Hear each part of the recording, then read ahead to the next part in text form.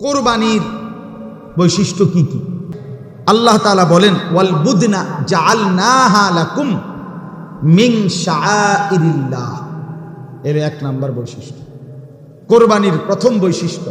আল্লাহ বলেন, কোরবানির জন্য নির্ধারিত প্রাণী, সাথে সাথে আমি আল্লাহ এটাকে আমার নিদর্শন বানায় ফেলি। বান্দা যখন সিদ্ধান্ত নেয় এটা আমি কোরবানি করব, আল্লাহ বলেন সাথে সাথে ওই প্রাণীটাকে আমি আল্লাহ বলে দেই যে এটা আমার। ওয়াল বুদনা জাআলনাহা লাকুম মিন শাআইরিল্লাহ। কোরবানির জন্য নির্ধারিত প্রাণী আমি আল্লাহ তোমাদের জন্য বানিয়ে ফেলি আমার নিদর্শন। কিতাবুল্লাহ মানে আল্লাহর কোরআন, এটা শাআইরুল্লাহ, আল্লাহর নিদর্শন।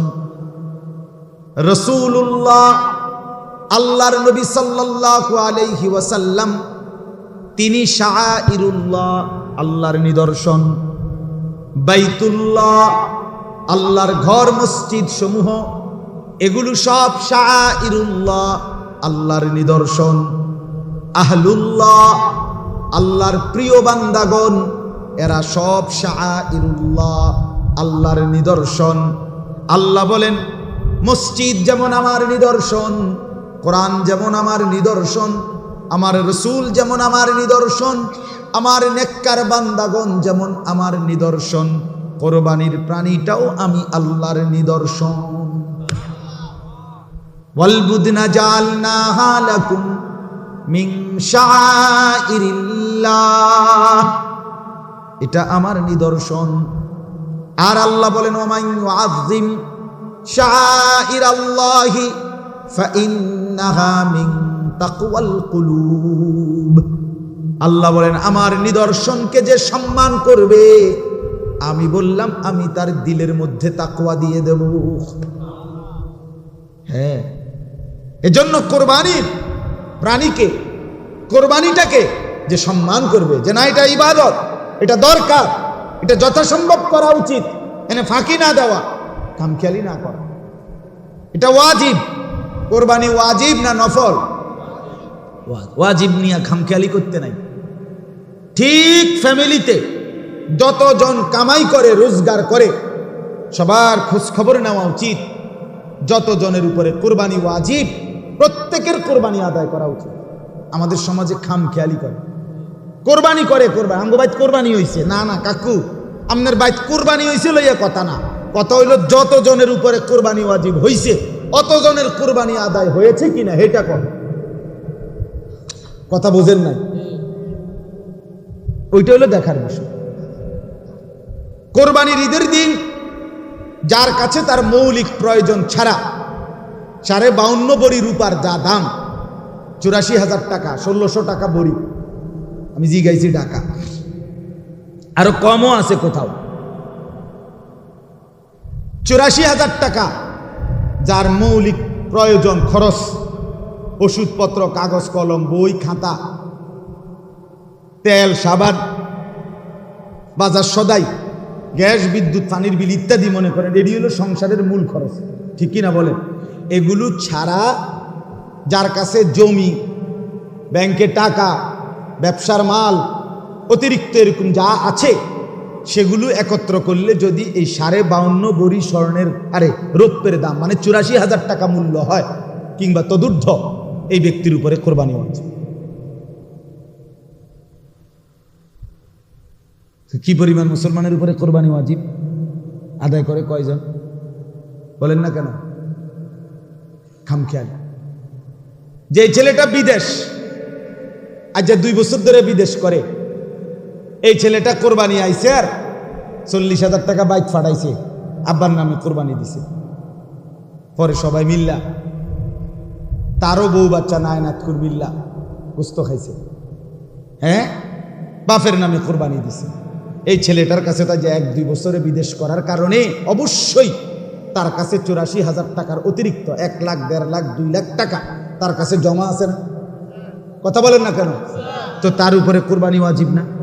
তো তার কোরবানি কই? হেতের কোরবানি দিল কই?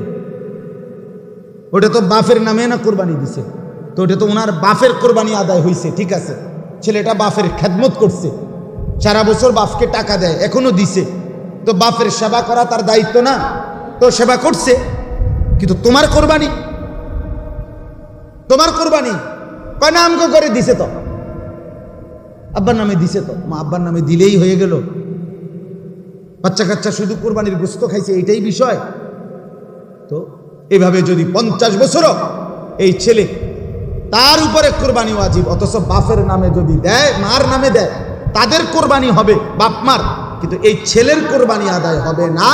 এ গুনাহগারই থাকবে, পাপিয়ে থাকবে। তো যে ঘরে 3 ফুট বিদেশ, এই ঘরে কোরবানি একজনের নামে হবে কেন? কথা বলেন না কেন? এ ঘরে কোরবানি বাপমার নামে শুধু হবে কেন? এগো 3 ফুটের কোরবানি কর না কেন?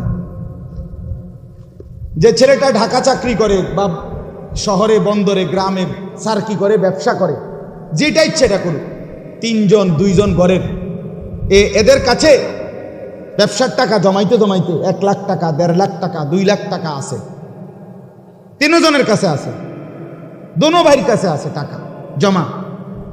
সংসারের খরচাপাতি, বাজার সাজার রেডিরও টাকাও আছে, আলগা টাকাও আছে, পুঁজি ব্যাংকে রাখছে, এরকম পুঁজি আছে, ব্যবসার পুঁজি আছে, চাকরির টাকা জমাই না আছে। তাহলে 84,000 টাকার অতিরিক্ত তার কাছে জমা আছে। তাহলে এই দোনো ছেলের উপরে কোরবানি ওয়াজিব না? কথা বলেন না? আমি শেষ করে দিচ্ছি, কোরবানি ওয়াজিব কিনা বলেন তো? তাহলে এই 2 ছেলের উপরেই তো কোরবানি ওয়াজিব। 3 ফুটের উপরে কোরবানি ওয়াজিব। এই 2 আন্দার ফুট 3,000 উপরে কোরবানি।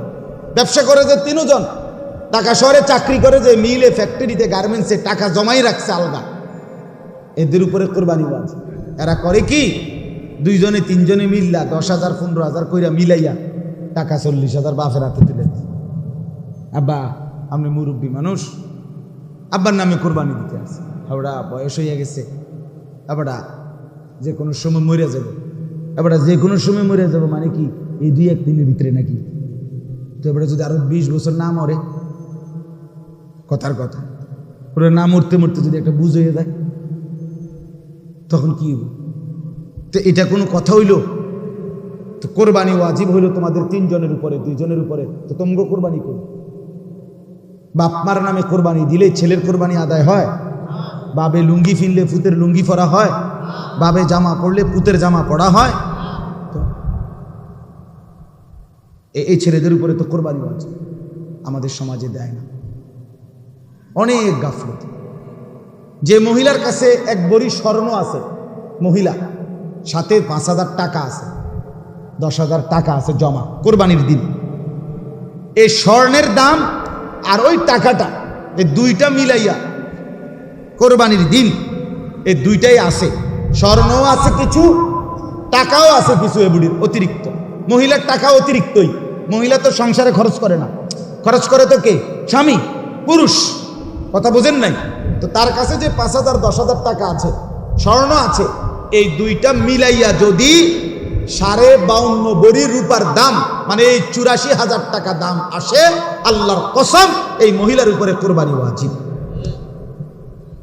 কই হেবুড়ির কোরবানি দেয় কই?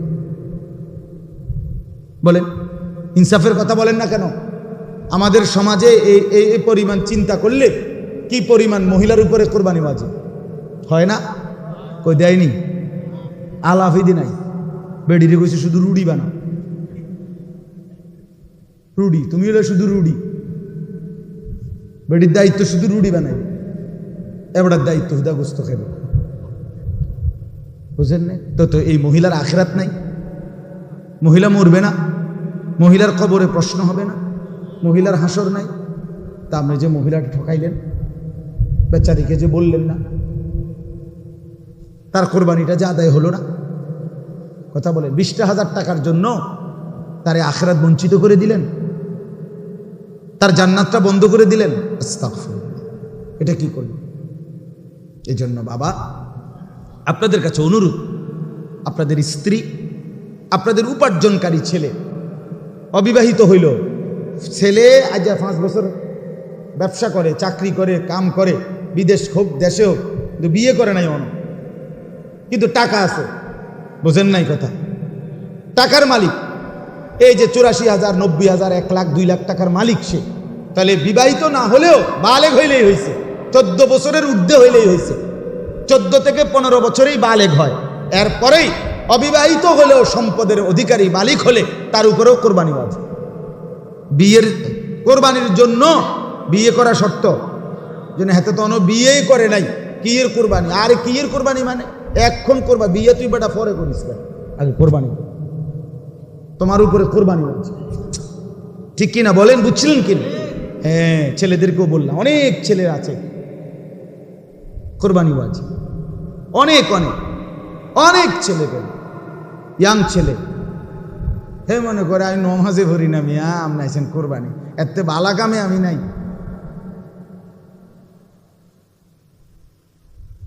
খামখেয়ালি, খামখেয়ালি করলে তো করলেনি।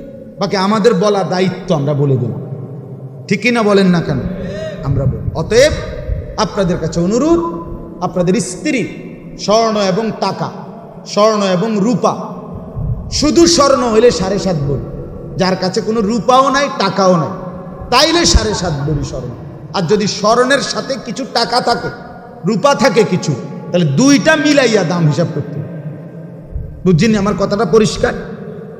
যদি কোনো মহিলার কাছে শুধু কি আছে, স্বর্ণ আছে, 1 তোলা রূপাও নাই, জমা কোনো টাকাও নাই, তাইলে 7.5 ভরি যদি স্বর্ণ হয় তাইলে কোরবানি ওয়াজিব।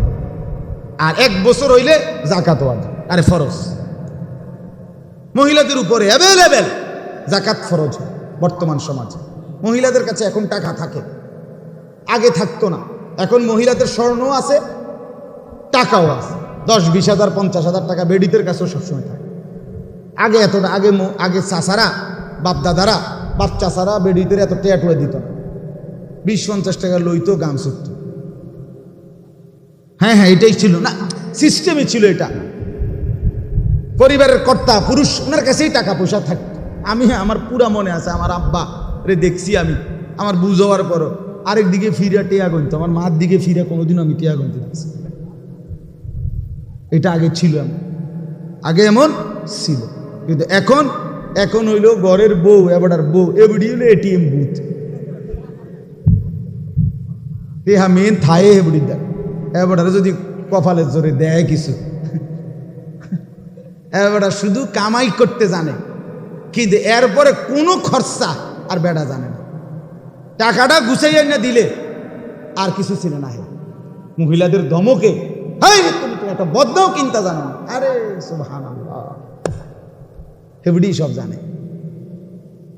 বাকি সব দায়িত্ব হলে এবার মহিলা, লোডাও কিনবে এবডি, বদনাও কিনবে এবডি, সব মহিলার হাতে তুলে দিচ্ছে। হায় মুসলমান, হায় মুসলমান, হায় মুসলমান।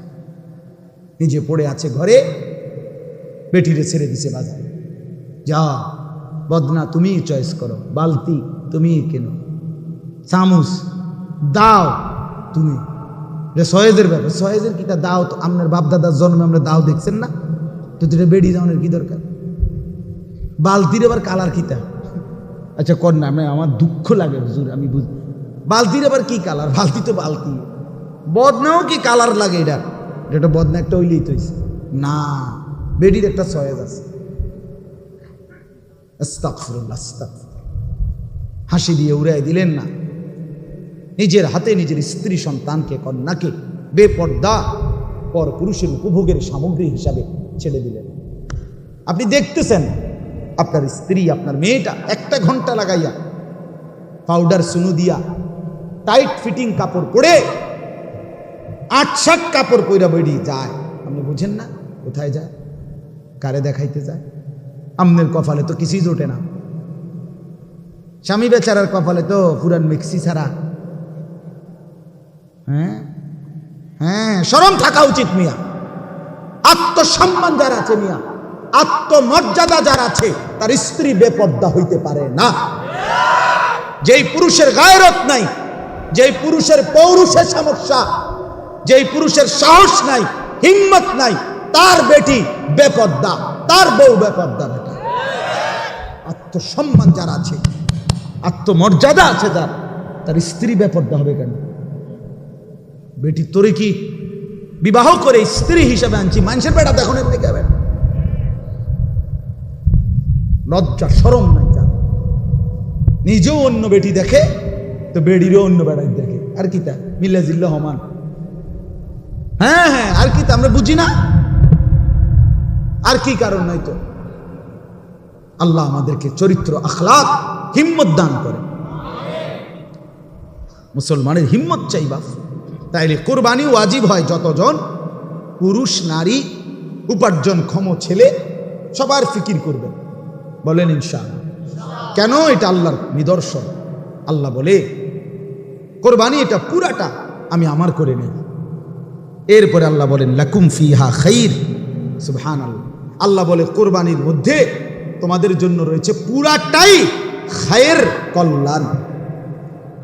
কল্যাণ মানে খায়ের এমন এক শব্দ আরবিতে যেটার মধ্যে দুনিয়া আখেরাতে একজন মানুষের যা দরকার সমস্ত কল্যাণ নিহিত। ছেলে, মেয়ে, স্ত্রী, সন্তান, চরিত্র, সুস্থতা, আয়, উপার্জন, মেধা, জীবন, জীবিকা, দুনিয়ার সুস্থতা, আখেরাতের শান্তি, সব এই এক শব্দের মধ্যে আছে, খায়ের। প্রমাণ কি? প্রমাণ হলো রাসূলুল্লাহ সাল্লাল্লাহু আলাইহি ওয়াসাল্লাম 5 ওয়াক্ত নামাজের পরে খায়েরের দোয়া করতেন। আল্লাহুম্মা ইন্নী আসআলুকা মিনাল খাইরি কুল্লি। আল্লাহ, আমি পুরা খায়ের চাই। এই খায়ের, লাকুম ফিহা খাইর। আল্লাহ বলেন কুরবানির মধ্যে তোমাদের জন্য রয়েছে খায়ের। কি রয়েছে? সব কল্যাণ এতে আছে, সব কল্যাণ, শুধু প্রাণী জবাই নয়। আল্লাহ বলেন এটার মধ্যে সব কল্যাণ আছে, আমি দুনিয়া আখেরাতের সব কিছু এর মাধ্যমে তোমাকে দিয়ে দেব। সুবহানাল্লাহ। এরপরে আল্লাহ বলেন ফাযকুরুসমাল্লাহি আলাইহা সাওয়াফা। অতএব বান্দা সারিবদ্ধভাবে যখন কুরবানি আদায় করবে, প্রাণীগুলো জবাই করতে থাকবে একটার পর একটা, প্রত্যেকবারই আমি আল্লাহর নামের জিকির করবা। যেন ছবি তোলার প্রতিযোগিতা না হয়, যেন মোবাইলে সেলফি তোলার জন্য ব্যস্ত না হও, বরং কুরবানির প্রাণীর সামনে জবাই করতে গিয়ে মূল ফিকির হবে জবানে আমি আল্লাহর নাম, বিসমিল্লাহি আল্লাহু আকবার। এটা শতকণ্ঠে সবাই বলো, সারা দুনিয়ায়, সারা দেশের গলিতে গলিতে একই সময়ে আমি আল্লাহর নাম উচ্চারিত হবে। কোরবানির দিন আমি মাওলা এটা ভীষণ শুনতে চাই, আমি দেখতে চাই। এজন্য আল্লাহ কোরবানিতে বলেন, কেন আমি কোরবানির বিধান দিলাম? লিয়াযকুরুসমাল্লাহ, যা আগে আছে, আমি আল্লাহর জিকির, আমার স্মরণের জন্য লক্ষ কোটি কণ্ঠ একসাথে বলবে বিসমিল্লাহি আল্লাহু আকবার। আমি আল্লাহর কাছে এতে ভালো লাগবে। কেন আমি হজ্জের বিধান দিলাম? আমার 40 লক্ষ বান্দা একসাথে মুখরিত হয়ে বলবে লাব্বাইক আল্লাহুম্মা লাব্বাইক, লাব্বাইক লা শারীকা লাকা লাব্বাইক। আমি একসাথে শুনে মজা পাবো। এই জন্য বান্দা আমারে ডাকলে আমি মাওলা প্রতিটা ডাকে জবাব দিই। প্রত্যেক ডাকে জবাব দেয়। কয় ডাকে? প্রত্যেক ডাকে। কোন বান্দা যখন বলে সুবহানাল্লাহ, আল্লাহ বলে সাব্বাহতানি উসাব্বিহুকা। বান্দা বলে আল্লাহ আমি আপনার পবিত্রতা বর্ণনা করছি। আল্লাহ বলে বান্দা আমি তো আগের থেকেই পবিত্র, তবুও তুমি আমার পবিত্রতা বর্ণনা করিলে, ঠিক আছে চলো আমি তোমাকেই পবিত্র করে দিলাম। সাব্বাহতানি উসাব্বিহুকা, তুমি আমার তাসবিহ পড়লে আমি তোমারে পবিত্র করে দিলাম। আলহামদুলিল্লাহ বলেন। আল্লাহ বলে বান্দা তুমি আমার প্রশংসা করিলে আমি তো এমনিতেই প্রশংসিত, যাও আমিও তোমাকে সকলের কাছে প্রশংসিত বানিয়ে দিলাম। হ্যাঁ, প্রত্যেক জিকিরে আল্লাহ কি দেয়? জবাব দেয়। কি দেয়? জবাব। ফাইদা ওয়াজাবাত জুনুবুহা, ফাকুলু মিনহা ওয়া আত'ইমুল কানিআ ওয়াল মু'তার। বাহ, এবার আল্লাহ বলেন জবাই করতে গিয়ে আমার নাম পড়লা, এরপরে জবাই হয়ে গেল, এবার কাত হয়ে গেল, রক্তগুলো ঝরে পড়লো, এবার চামড়াটা ছিল্লা, এবার পুরা গোশতটা রেডি, ঠিক কিনা বলেন? এবার করবেন কি? আল্লাহকে জিজ্ঞেস করেন। ওমা, যার জন্য কোরবানি দিয়েছেন হেরে জিগাইবেন না? কথা কয় না কেন? এটা যার হেবাটার কইবেন না, ওনারে জিগাইবেন না আল্লাহকে? তো জিগান। ফাইদা ওয়াজাবাত জুনুবুহা, আল্লাহ বলে যখন কাত হয়ে পড়ে, চামড়া ছিলে কোন গোশত খুলে ফেলো, রেডি করো, এবার কি করবা? তো আল্লাহকে বলেন আল্লাহ এখন কি করব? আল্লাহ তখন জবাব দেয় ফাকুলু মিনহা, এখান থেকে তুমি খাইতে থাকো, তুমি খাও। আত'ইমুল কানিআ ওয়াল মু'তার, এবার যদি বলেন আল্লাহ আমি একাই খাবো, বলছে না, সাথে আরো 2 শ্রেণীকে রাখবা। 1 নম্বরে যে তোমার কাছে হাত পেতে কিছু চায় নাই, এমন অসহায়, এমন দুর্বল আত্মীয় স্বজন তো আছে যারা লজ্জায় চাইবে না, তাদেরকেও তুমি সঙ্গে করে খাওয়াও। আর কারা? আর যারা হাত পেতে গরিব দুঃখী অসহায় ভিক্ষুক চাইলো, তাকেও খাওয়াও। আল্লাহ বলেন তুমিও খাও, আর যে চায় নাই হাত পেতে তাকেও দাও, যে চেয়েছে হাত পেতে তাকেও দাও। এবার আল্লাহ বলেন তোমাকে খেতে দিলাম গোশত, গরিব দুঃখী আত্মীয় স্বজনকেও দেওয়ার সুযোগ করে দিলাম। কেন দিলাম?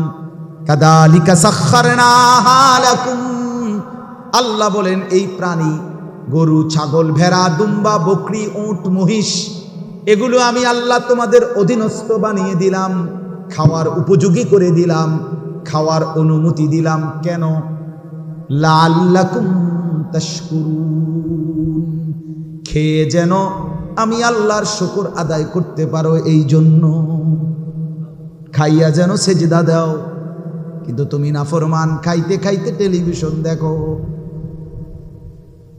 হ্যাঁ, ঠিক কিনা বলেন না?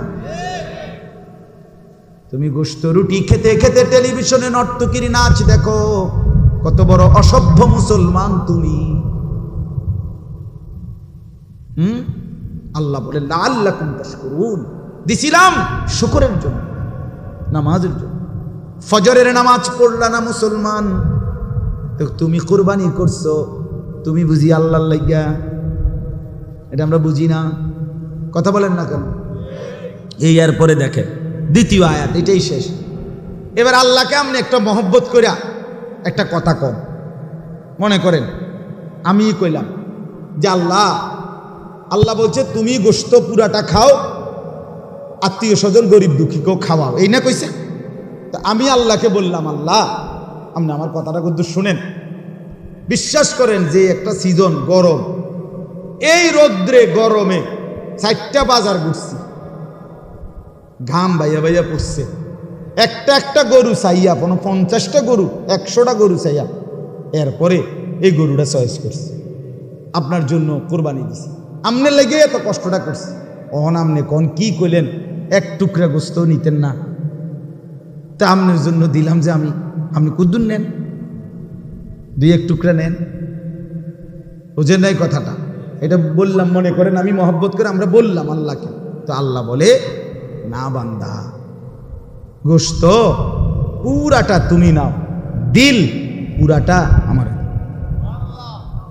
আমি গোশত নেব না, দিল নেব, দিল। আমি তাকওয়া নেব, তাকওয়া। লান ইয়ানালাল্লাহা লুহুমুহা ওয়ালা দিমাউহা, আমি গোশতও চাই না, রক্তও চাই না। ওয়ালাকিন ইয়ানালুহুত তাকওয়া মিনকুম, আমি তাকওয়া নেব, গুনাহ থেকে মুক্ত কিনা দেখব। তাকওয়া মানে গুনাহমুক্ত জীবন, তাকওয়া মানে কি? গুনাহমুক্ত জীবন। আবার বলেন, এ আল্লাহ বলেন আমি তাকওয়া নেব, গুনাহমুক্ত জীবন নেব। আমি দেখব দিলের মধ্যে আমার জন্য সন্তুষ্টির নিয়ত ছিল কিনা। আমি দেখব টাকাটা হালাল না হারাম, হালাল না হারাম। আমি দেখব ফজরের নামাজ পড়েছিলে কিনা। তাইলেই আমি বুঝবো আমার জন্য কোরবানি করলা কিনা। হ্যাঁ, কোরবানির আড্ডি কোবাইতে কোবাইতে আমনে জোহরও পড়েন নাই, আসরও পড়েন নাই, মাগরিবও পড়েন নাই, কোরবানির দিন আমনে ফজরের নামাজও পড়েন নাই, আমনে ডাকাত কি লেগে কোরবানি দিছেন আমরা বুঝছি না। আমরা সিরা খাই, আমরা ভাত খাই না, আমরা ভাত খাইয়ে আইছি এই মাহফিল, এই মাহফিলতে ভাত ঢুকে খাইছি। আমগুলো ব্যাককল ঠাউরাইছে, আমরা বুঝি না, আমরা বন দিয়া চা দিয়ে ভিজাই খাই। সুদা বলেন, যেই নাফরমান কোরবানির দিনও ফজরের নামাজ পড়লা না, জোহরও পড়লা না, আসরও পড়লা না, তুমি কেন মিথ্যুক? তুমি তো আল্লাহর জন্য কোরবানি দাও নাই।